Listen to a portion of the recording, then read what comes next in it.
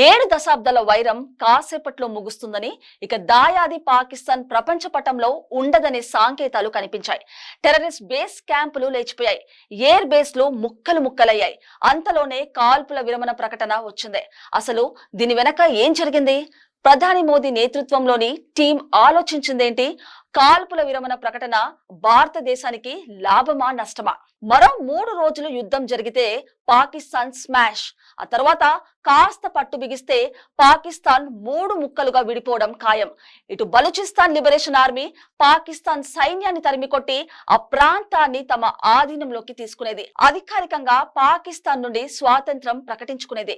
బంగ్లాదేశ్ లా అది కూడా సర్వసాతక రాజ్యంగా దేశంగా అవతరించేది. ఇటు పాక్ ఆక్రమిత కాశ్మీర్ భారత ఆధీనంలోకి వచ్చి చేరేది. ఇక పాకిస్తాన్ లోని పశ్చిమ ప్రాంతాన్ని ఆక్రమించుకోవడానికి తాలిబన్లు రెడీగా ఉన్నారు. ఆ ప్రాంతం వారి గుప్పట్లోకి వెళ్లి చేరేది.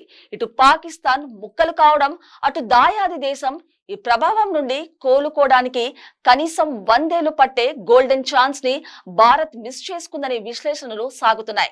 మరికొందరు మాత్రం భారత్ ఇప్పటికే పాకిస్తాన్ ని కోలుకోలేని దెబ్బ కొట్టిందని, కేవలం 3 రోజుల్లోనే పాకిస్తాన్ ని కోలుకోలేని దెబ్బ తగిలిందనే కామెంట్స్ వినిపిస్తున్నాయి. ఆ దేశంలోని ప్రధాన ఎయిర్ బేస్లన్నీ లేచిపోయాయని, ఇటు ఆ దేశం కనీసం తిప్పి కొట్టకపోవడంతోనే పాకిస్తాన్ ఎంతటి దారుణ స్థితిలో ఉందో అర్థం చేసుకోవచ్చని చెబుతున్నారు.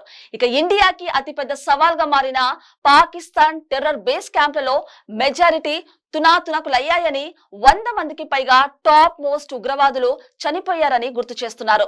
ఈ దెబ్బతో పాకిస్తాన్ లోని టెర్రరిస్టులు ఇండియాపై దాడి చెయ్యాలంటే మరో 30 నుంచి 40 ఏళ్లు భయపడి చస్తారని విశ్లేషిస్తున్నారు కొందరు ఎనలిస్టులు. పాకిస్తాన్ ని మ్యాప్ లో లేకుండా చేయడం, ఆ దేశ సాధారణ ప్రజల ప్రాణాలను తీయడం శాంతి కాముక భారతదేశం టార్గెట్ కాదని, కేవలం ఉగ్రవాదులని భయపెట్టడం పాకిస్తాన్ కలలో సైతం మర్చిపోలేని పీడ కలలాగా మారడమే ఉద్దేశమని, అది ఇండియా సాధించిందని, ఇంతకు మించి ముందుకు పోవడం అంటే అది ఇక పాకిస్తాన్ పై సివిల్ వార్ గా పరిగణించడమే అని కొందరు మాజీ రాయబారులు కామెంట్ చేస్తున్నారు. ఈ 3 రోజుల దాడితో పాకిస్తాన్ ఆహాకారాలు చేసిందని, ఆ దేశం మొత్తం ఆర్థికంగా, సైనిక పరంగా, రాజకీయ పరంగా కుదేలైందని, ప్రస్తుతానికి ఇది చాలని అభిప్రాయపడుతున్నారు కొందరు మాజీ రాయబారులు. ఎవరి వాదనలు ఎలా ఉన్నా కాల్పుల విరమణ ప్రకటనతో భారత్ కి నష్టమా లాభమా ఒకసారి డీటెయిల్ గా చూద్దాం. సీజ్ ఫైర్ తో లైన్ ఆఫ్ కంట్రోల్ వెంబడి జమ్మూ కాశ్మీర్ లోని సరిహద్దు గ్రామాల్లో నివసించే పౌరులకు కాల్పుల విరమణ తాత్కాలిక ఉపశమనం అందిస్తుంది.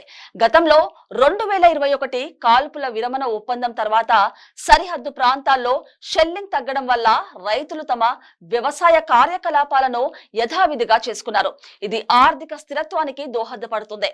2025 ఒప్పందం ఇలాంటి ప్రయోజనాన్ని అందించవచ్చు. ప్రస్తుతం పంజాబ్, హర్యానా, రాజస్థాన్ లోని చాలా ప్రాంతాల్లో కోతల సీజన్. దీంతో అక్కడి రైతులకు, సాధారణ ప్రజలకి ఇది రిలీఫ్ గా భావించవచ్చు. సాధారణ ప్రజలు ఏ క్షణాన బాంబులు పడతాయో, సివిల్ వార్ సంభవిస్తుందో అని బిక్కు బిక్కుమంటూ బతుకుతున్నారు. ఇది వారికి గుడ్ న్యూస్ గా అభిప్రాయపడుతున్నారు అనలిస్టులు. భారత్, పాకిస్తాన్ రెండు అణ్వాయుధ సామర్థ్యం కలిగిన దేశాలు. ఆకస్మిక ఘర్షణలు అణ్వాయుధ యుద్ధానికి దారితీసే ప్రమాదం ఉంది. ఇది దక్షిణాసియా ప్రాంతానికి వినాశకరం. కాల్పుల విరమణ ఒప్పందం ఈ ప్రమాదాన్ని తగ్గిస్తుంది. ఇది భారత్ కు వ్యూహాత్మక లాభం. ఈ ఒప్పందం అమెరికా, ఇతర అంతర్జాతీయ శక్తుల మద్దతుతో ఉండడం వల్ల ఇది భారత్ కు దీర్ఘకాలిక శాంతి చర్చలకు మార్గం సుగమం చేయవచ్చు. పాకిస్తాన్ ఇకపై ఓవర్ యాక్షన్ చేస్తే అమెరికాపై ఒత్తిడి పెంచవచ్చు. అగ్రరాజ్యం పూర్తిగా ఇండియాకి సపోర్ట్ చేయాల్సిన పరిస్థితి తలెత్తుతుంది.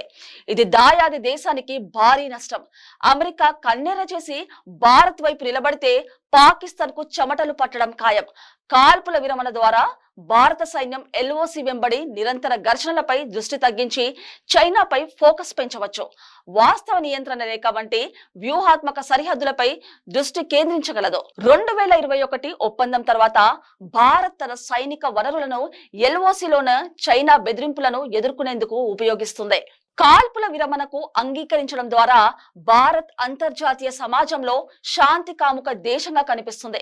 ముఖ్యంగా అమెరికా, యూరోపియన్ యూనియన్ వంటి పవర్ఫుల్ కంట్రీస్ భారత నిర్ణయాన్ని స్వాగతించాయి. ఇది భారత్ డిప్లొమాటిక్ విజయంగా భావిస్తున్నారు. మరో దఫా పాకిస్తాన్ చేసే చిన్న రెచ్చగొట్టే చర్య అయినా భవిష్యత్తులో ఆర్థిక సైనిక సహకారానికి మార్గం సుగమం చేస్తుంది. సరిహద్దు ఘర్షణలు తగ్గడం వల్ల జమ్మూ కాశ్మీర్ లో వ్యవసాయం, పర్యాటకం, వాణిజ్యం వంటి రంగాలు పునరుద్ధరణ పొందవచ్చు. 2021 ఒప్పందం తర్వాత కాశ్మీర్ లో పర్యాటకం గణనీయంగా పెరిగింది. ఇది స్థానిక ఆర్థిక వ్యవస్థకు ఊతమిచ్చింది. 2025 ఒప్పందం ఆర్థిక లాభాలను అందించవచ్చు. ఇది దీర్ఘకాలిక స్థిరత్వానికి దోహదపడుతుంది. ఈ ఒప్పందం భారత్ కు పాకిస్తాన్ పై ఉగ్రవాద నియంత్రణ కోసం దౌత్యపరమైన ఒత్తిడి పెంచే అవకాశాన్ని ఇస్తుంది.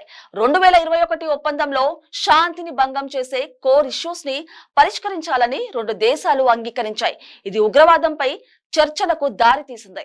2025లో భారత్ ఈ ఒప్పందాన్ని ఉపయోగించి పాకిస్తాన్ ను ఉగ్రవాదుల గ్రూపులపై చర్యలు తీసుకునేలా ఒత్తిడి చేయవచ్చు. ఇప్పటి వరకు భారత్ కి లాభాలేంటో చెక్ చేశాం. మరి నష్టాలు చూద్దాం. పాకిస్తాన్ లోని టెర్రర్ బేస్లపై ఇండియా చేసిన అటాక్స్ వలన ఆ దేశానికి భారీ నష్టం చేకూరింది. అది నిజం.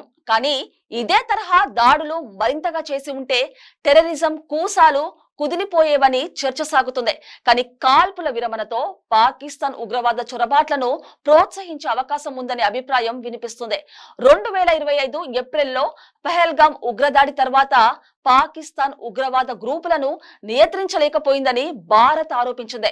శాంతి వాతావరణంలో సైనిక అప్రమత్తత తగ్గితే జమ్మూ కాశ్మీర్ లో చొరబాట్లు పెరిగే ప్రమాదం ఉంది. ఇది భద్రతా సవాళ్లను సృష్టిస్తుంది. గతంలో కాల్పుల విరమణ ఒప్పందాలు చేసుకున్న పాకిస్తాన్ వాటిని లైట్ తీసుకుంది, వాటిని కాలరాసింది. మరోసారి ఇదే తరహా ఒప్పందం ఉల్లంఘనలు జరిగితే భారత్ తిరిగి సైనిక సమాయత్తం కోసం వనరులను ఖర్చు చేయాల్సి ఉంటుంది. ఇది ఆర్థిక వ్యూహాత్మక భారాన్ని పెంచుతుంది. భారత్ లో కొన్ని రాజకీయ వర్గాలు మరియు ప్రజలు ఈ ఒప్పందాన్ని పాకిస్తాన్ తో రాజీగా భావించవచ్చని రాజకీయ విశ్లేషకులు హెచ్చరిస్తున్నారు.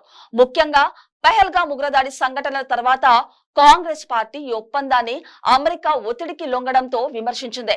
ఇది ప్రభుత్వంపై రాజకీయ ఒత్తిడిని పెంచుతుంది. ఈ తరహా విమర్శలు భారత్ యొక్క దృఢమైన వైఖరిని ప్రశ్నించవచ్చు. ఇది దేశీయ రాజకీయ స్థిరత్వాన్ని ప్రభావితం చేయవచ్చు. కాల్పుల విరమణ ఒప్పందం ముఖ్యంగా అమెరికాతో జోక్యంతో కాశ్మీర్ సమస్యను అంతర్జాతీయ వేదికలపై మళ్లీ చర్చకు తెస్తుంది. పాకిస్తాన్ ఈ అవకాశాన్ని ఉపయోగించి కాశ్మీర్ ను అంతర్జాతీయకరించడానికి ప్రయత్నించవచ్చు. ఇది భారత్ యొక్క కాశ్మీర్ ద్వైపాక్షిక సమస్య అనే వాదన బలహీనపరుస్తుంది. ట్రంప్ ప్రకటన ఇప్పటికే భారత్ లో వివాదాన్ని రేకెత్తించింది. ఇది ఈ ప్రమాదాన్ని సూచిస్తుంది. ఈ ఒప్పందం భారత్ యొక్క సైనిక చర్యల స్వేచ్ఛను పరిమితం చేస్తుంది. 2016 యురి, 2019 పుల్వామా దాడి తర్వాత భారత్ నిర్వహించిన సర్జికల్ స్ట్రైక్స్, బాలోకేట్ ఎయిర్ స్ట్రైక్ల వంటి చర్యలు కాల్పుల విరమణ సమయంలో కష్టతరం కావచ్చు. ఇది భారత్ యొక్క ప్రతీకార సామర్థ్యాన్ని తాత్కాలికంగా నిరోధించవచ్చు. ముఖ్యంగా పాకిస్తాన్ ఉగ్రవాద కార్యకలాపాలను కొనసాగిస్తే మొత్తం మీద కాల్పుల విరమణ వలన కొన్ని ప్రయోజనాలున్నా మరికొన్ని నష్టాలు కూడా ఉన్నాయి. అయితే ఇకపై జరిగే ఏ ఉగ్రదాడిని అయినా భారత్ యుద్ధంగా పరిగణిస్తుందని అమెరికాకి తేల్చి చెప్పింది. ఇదే విషయాన్ని పాకిస్తాన్ సైతం అంగీకరించింది. యుద్ధంతో ఇండియా పవర్ ఏంటో ప్రపంచ దేశాలకి తెలిసి వచ్చింది. ఇటు వార్ విరమణతో భారత్ శాంతి మూక దేశంగా నిలిచింది. కానీ ఉగ్రవాద కత్తి ఇంకా భారత మెడపై వేలాడుతూనే ఉంది. మరి యుద్ధం గెలిచే సమయంలో కాల్పుల విరమణ ఇండియా ఏ మేరకు పాజిటివ్ అవుతుందా, నెగిటివ్ అవుతుందా అనేది తేలాలంటే మరికొంతకాలం వెయిట్ చేయక తప్పదు.